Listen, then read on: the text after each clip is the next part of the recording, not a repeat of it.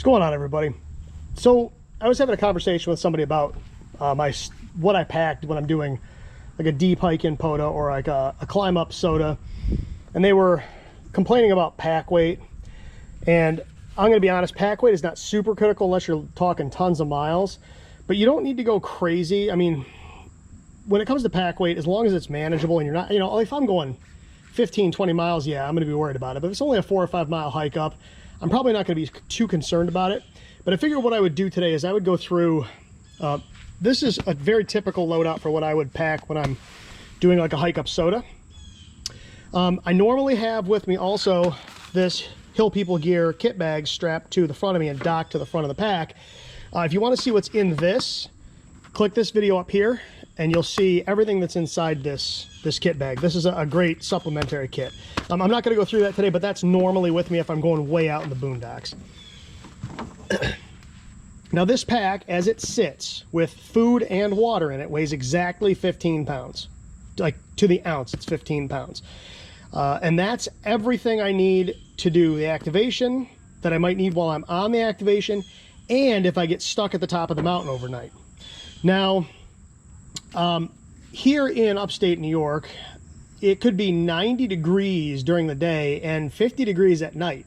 On top of a mountain, it could be even colder than that. So what I've gotten here will keep you alive. You're probably not going to be super comfortable. If I think there's any chance of it really getting cold or me getting stuck someplace, I'm probably going to strap this mountain serape from Hill People Gear to the pack. So these are our compression straps that attach to this Hill People Gear junction pack, and I can strap this junction or this mountain serape to the back outside of this pack. That adds like 2.5 pounds to the mix. All right, so this isn't the kind of thing I always carry, but if I think if it might get cold or I might get stuck, if I'm worried about, man, it might be getting late and I'm worried about maybe getting back, I'll stick that on the pack. It's only a couple of pounds, and that'll keep you way warmer overnight than what I've got in this pack. So like I said, this pack weighs 15 pounds as it sits. This is a Hill People Gear junction. I'm preferential to Hill People Gear packs because I like their suspension systems. Use whatever you find comfortable. If you like, Mystery Ranch or Osprey or whatever, carry what you like.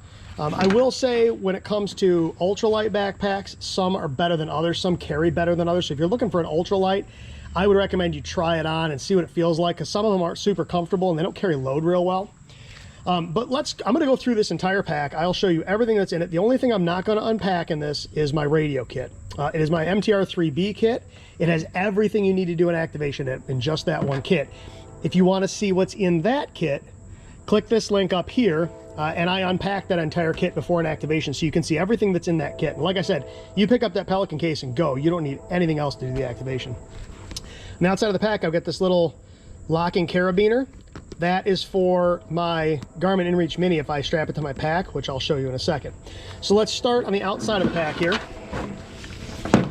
On my right shoulder harness, I currently have a Yaesu FT65. You'll see I just got a little dummy load antenna on here, right? A little bitty dual band antenna. I leave that on the radio when I'm just hiking around. If I really need to reach out and touch someone, that's not going to do it. But if I want to talk to other people that I'm close in with, that's fine. I have a hank of paracord attached to the outside of the pack. That can be used for a lot of different things. I use this to suspend my pack from a tree when I get to where I'm going. I a lot of times hang the pack in a tree. So I've got a bowline on one end. I run it around the tree, through the bowline, and then I tie a marlin spike hitch with a stick and hang it from the loop.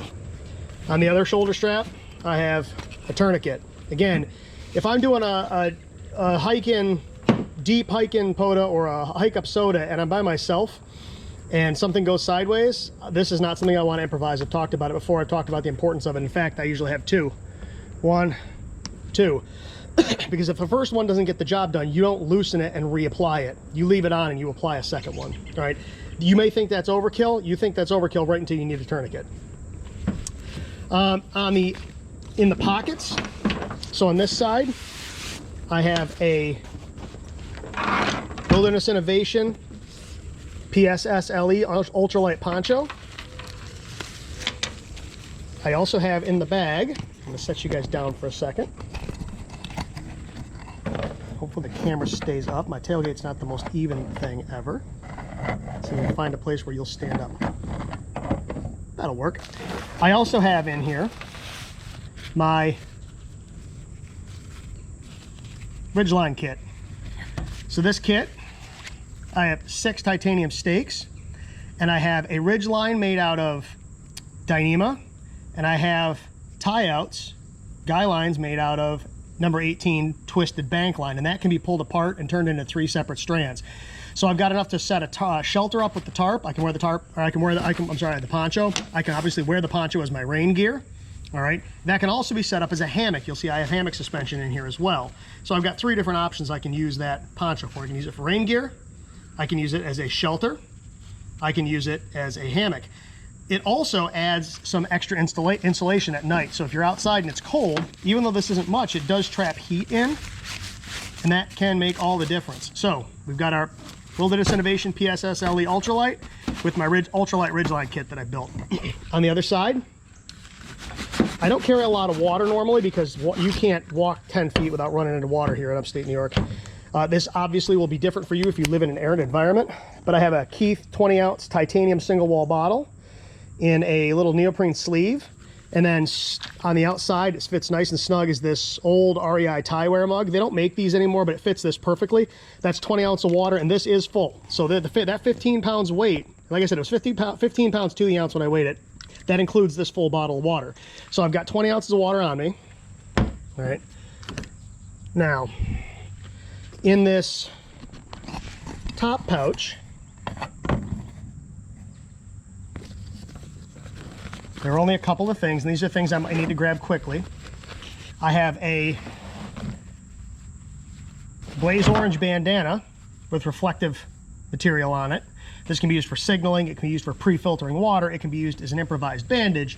I can wrap it around my head and keep sweat out of my eyes, all sorts of stuff. This particular one has all sorts of survival stuff on it. That's not super critical. If you're going out in the woods by yourself, you should probably know this stuff cold. I would recommend you learn some of those skills because the time to learn them is not when you're stuck somewhere. But having some instructions can't hurt. But like I said, blaze orange bandana, this is also good during hunting season. I also have my little first aid kit in here. So in here I've got just all sorts of normal first aid stuff. I've got a little light, I've got a Swiss Army knife. So I've got a little tiny Swiss Army knife with scissors and tweezers and all that stuff. I've got steri strips, I've got bandages, I've got gloves, I've got, you know, all the normal stuff, plus some meds in here, you know, ibuprofen, diarrhea meds, any other meds that I might need out on the trail. That stuff is all in this little first aid kit on the top. And then the last thing in the top is my InReach Mini. Now, I don't normally leave this on all the time. I like to conserve the battery in this, but if I need it, like I said, I can hook it to this carabiner on the outside of the pack from this little dangly doohickey and let it hang from the back of my pack. So, let me loosen up the compression here. Let's go ahead and open the main compartment. So inside the pack,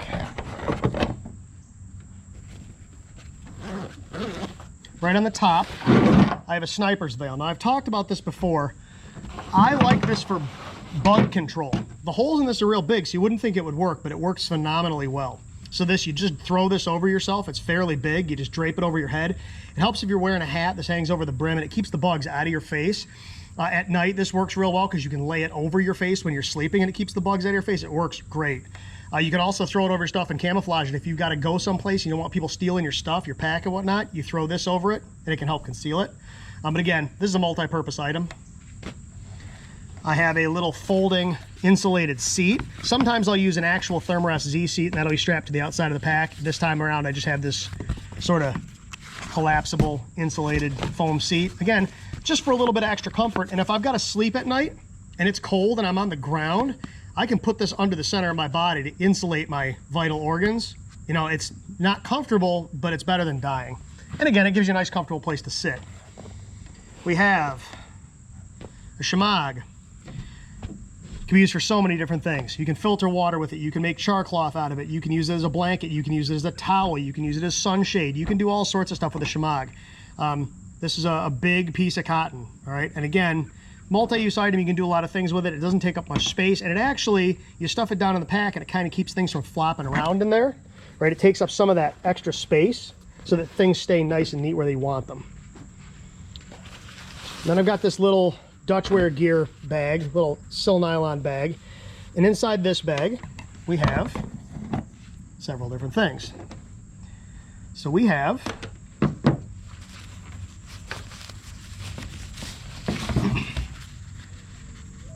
whoopee slings to turn my poncho into a hammock. These are hummingbird hammock whoopee slings. There's also a Dyneema Ridgeline in here for the hammock to take the tension off the poncho.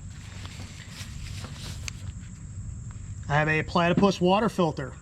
All right, this can screw onto a water bottle, or I've got a platypus bladder in there that you can screw it onto. So if I run out of water, I can filter water. Now, most of the places I go, you could probably get away with drinking the water right out of the stream, but I don't really want beaver fever, right? So this saves us. Now, a lot of times I'll carry a Grail also instead of these particular things, but that titanium water bottle and cup and this platypus filter are lighter than a Grail. The Grail is real convenient because you just scoop water up and press it. But if I want to carry water with me, I normally carry a separate filter. Not always, but it kind of depends on my mood. I have a USB PD power bank. You'll see it is fully charged. All right, this will run any of my electronic devices, including my radio that I have with me. So I can use this to run the radio. I can also use it to charge my phone or my inReach or any of that kind of stuff as well. That's a 10,000 milliamp hour PD power bank. I have a Sea to Summit collapsible cup. All right, so if I want to make some coffee, if I don't want to drink out of my, I can boil water in this REI Tieware cup, but then it's going to be hot. So I boil the water in that guy, and then I make my coffee in this. And the only other thing I have in here is a very large Mylar space blanket. Okay, this one's big. It's been used before. Again, this one's got all sorts of survival information on it, but this is one of the really big ones. This one isn't super crinkly. Doesn't take up any space or weight. This thing's huge. You can use it as a blanket. You can use it as a shelter. You can use it as rain gear, right? This can save your bacon. I actually have 2 different space blankets with me. They don't, like I said, they don't take up hardly any weight. And, you know, if I got to sleep outside at night, some of these are going to save you. So that's all that's in this little bag. I have my 1 liter platypus bladder to go with my filter. I have my MTR 3B kit. So like I said, I will link up in the corner in the beginning of the video the activation I did with this kit so you can see everything that's in here. All right, this has everything I would need to do the activation. I mean, everything. You could literally just pick this little kit up and go.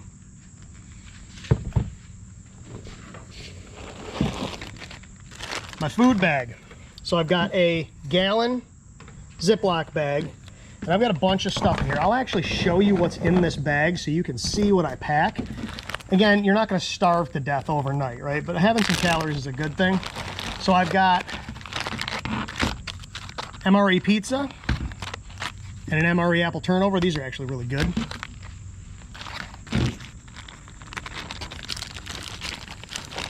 Got some Stinger Energy Chews for some quick carbs. Got 2 protein bars. These particular ones don't have any coating on them or any chocolate chunks or anything like that, so they won't melt in the heat. Learned that one the hard way. Got a package of pistachios and a package of almonds. Right, fat. Electrolyte chews. The last thing you want is to have an electrolyte deficiency and get dehydrated when you're at the top of a mountain or something. So I have a quart bag with some water bags, some water purification tablets, and some matches and some little tinder cubes in here. Just another way for me to procure water. It's the last ditch. If I'm using this, we're in trouble, but I've got it and it doesn't weigh anything. My drink bag, which has got some electrolyte mixes and some different coffees in it, right? So I've got both hot, cold brew and hot coffee, as well as some Propel, and then I have a Pedialyte electrolyte mix in there. And then the last thing in here is I've just got some paper towels and a garbage bag. So that's what's in my food bag. I have a dry bag, very light, ultralight outdoor research dry bag. If I get stuck in the rain, I can stick my electronics in this thing so they don't get smoked. I have a SE Izula, cord wrapped. All right, you see I've removed the epoxy from the spine, so you can strike a ferrocerium rod with it. It's a 90-degree spine now, or you can actually use it as a flint and steel. You can stick this into something and use a piece of chert and strike sparks. If you've got char cloth, you can make sparks with it. That's attached to a Grimlock in here. And then the last thing in the bag in the main compartment here is this Kifaru waterproof bag. There are a couple more things in the pack I'll get in a minute, but they're in the very back. Mosquito net for my head. Little bitty titanium tri-wing stove for S-bit cubes. All right, so you fold that guy open and you throw your cup on it. Right, easy, weighs nothing. So I can boil water if I need to. I have a compass. This one's a Sunto. I do sometimes carry an MC2. If I have to do some serious navigating, I'll carry an MC2. But this guy works for most of what I'm doing. This is just an inflatable seat. Obviously, you can sit on it. I can use it as a pillow, right? I mean, it doesn't weigh anything, doesn't take up any space, adds a little comfort if I need it. This is a little Matador ground mat. Again, this is water resistant, so if I've got to sleep on the ground, I throw this down first. Some sunscreen, because you never know. Extra battery for my HT. If I'm carrying the FT5, obviously I have different batteries in there, but this is a second battery for the FT65. Another space blanket. This one's smaller, this one's olive. It just happened to be olive. I like the orange ones better for obvious reasons, but talked about that before. I am asthmatic, unfortunately, so I have an inhaler in there. I've got some mosquito wipes and some toilet paper, because, dude, the last thing you want to do is be stuck in the woods without toilet paper. I've got signal stick for my HT if I need an actual real antenna. I've got some quick clot, because again, you never know. My fire kit, which doesn't contain much in this, because realistically, I'm not doing any bushcrafty type stuff. So I have a ferrocerium rod and striker. This particular striker, if I can blow through it, has an emergency whistle in it. All right. I have a small Bic wrapped in Gorilla Tape. I can use the tape to start fire or sustain fire. I can also use it to repair gear and things like that. It's in a heavy plastic bag so it doesn't get wet. And then the last thing in my fire kit are two wet fire tinder cubes. All right. I don't want to mess around when I'm trying to get fire started. I just want the fire going. And then I've got this little mesh pouch here with just a bunch of random stuff in it. I've got a little folding titanium spork. Again, not necessary, but it's just a nicety if I want to stir my coffee and don't want to use a stick or something. My headlamp, this little black diamond flare headlight. This thing's really nice. It's tiny. It does both red and white light, and it is quite bright. This is a fantastic little light. I also have spare batteries to go with the headlamp. I have another little bag with some S-bit cubes in it. I keep them in a separate bag because these things reek like rotten fish. I have some chapstick from my dentist. They give this stuff away. This is chapstick with SPF 15, so I can use it as sunscreen. I can use it as a fire extender. I can use it on my skin. Chapstick is nice to have. I always carry a little Vaseline intensive care thing in my pocket. Swiss Army knife. This particular one does have a tool that I think is fairly important on this kind of stuff, which is a saw. I have some surveyor's tape if I need to mark trees. I have a little moleskin in here. I have moleskin in my first aid kit also. A signal mirror. Some more cordage, both Dyneema and bank line. A flosser, because getting something stuck between your teeth is obnoxious. A Fresnel lens, and some Gear Aid repair tape. So that's what's in here. So that's everything that's in the contents of the pack itself. The only thing that's left in the pack now are in the very back here. So if I unzip the pouch here in the back, I have, you've seen this in most of my videos, this hunk of 500D Cordura in ATAX IX. that I can throw on the ground. It's water resistant, and this thing's tough as nails. And the last thing in the pack, and this is something that is kind of a no-brainer, is a contractor's bag. All right, that can be used as improvised rain gear. It can be used as shelter. It can be used to collect debris for a browse bed. You can use it to collect tinder. This is my mattress. If I get stuck overnight and I'm sleeping on the ground, you don't want to sleep directly on the ground, because even in the summer, the earth will suck the heat out of you. You fill this full of debris, pine boughs, leaves, whatever you can find. You want it so when it's compressed, it's at least 4 inches tall. The taller, the better. This will keep you from dying, from going hypothermic. Okay, so that's everything that's in the pack. That's a lot of stuff. Now, like I said, your situation will determine what you carry. I don't always carry all of this stuff, but this is a typical loadout if I'm going way up a mountain or something. If I'm just doing a hike in POTA that's maybe a mile or two, and I'm not that far from civilization, I'm not taking all of this stuff. But if I'm up in the Adirondacks or something and I'm going way out in the boonies, yeah, I'm probably gonna have that kit bag and then all of this stuff with me as well.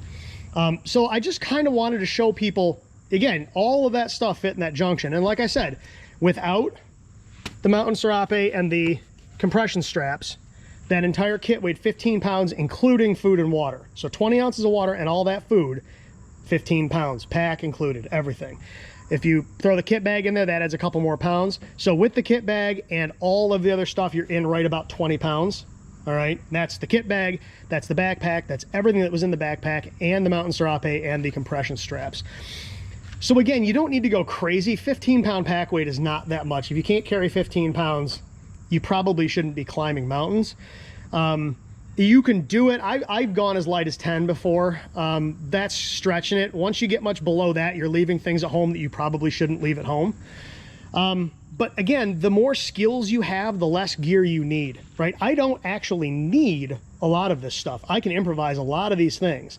I don't want to have to. It's a comfort thing. It's a convenience thing. If you're in an emergency situation and it's stressful, the last thing I want to have to do is try to make a bow drill fire or build a natural shelter or, God forbid, burn a hole in a log so that I can boil water with a rock in it, right? Like, that's not the kind of stuff I want to be dealing with. So this kit, this loadout right here, is the kind of thing I would carry that pretty much covers every possible contingency I might have, right? But this is the important part, right? Because I'm going for the activation. So I've got my radio kit and everything else to support the activation should things go haywire. And if they don't, you know, I carried a little extra weight. I got a little extra exercise, right? And some of this stuff makes my life more comfortable when I get to the summit too, like the seats, right? If I want to make some coffee, if it gets a little chilly, I can throw that guy on. So this stuff doesn't all go to waste. Now, some of the stuff I never use, and some of the stuff I never want to have to use. I don't ever want to have to use Quick Clot. I never want to have to use the tourniquets, right? Those things are, if I'm using those things, things have gone beyond sideways. But I want to have them with me, just in case things go wrong. So at any rate, everybody, I just figured I'd kind of show you what one of these loadouts looks like. Obviously, my winter loadout is vastly different than the summer loadout, because here in the Northeast during the winter, it is brutally cold and snowy, and you would die with this stuff. So I just figured I'd, you know, kind of show you a loadout. Like I said, I've had this conversation with a couple people recently about what I carry and how I can get my pack weight down to a reasonable level. And I think people carry stuff they don't need. Granted, like I said, I've got things in here I probably don't need, but I think people carry a lot of things they really don't need. And like I said, if I was going on a real long trip, like if it was going to be, you know, 15, 20 miles, I would have left some of the stuff at home just to get my pack weight down. But at any rate, everybody, like I said, my SOTA loadout, that's what it looks like. So I'm going to try to get some more gear videos out. I've said before, I've got a couple QRP head-to-head videos I've got to shoot. I've got some key videos I've got to shoot. There are some more activations in the pipeline. Yeah, so keep your eyes peeled. At any rate, thank you so much for watching. And as always, 7-3.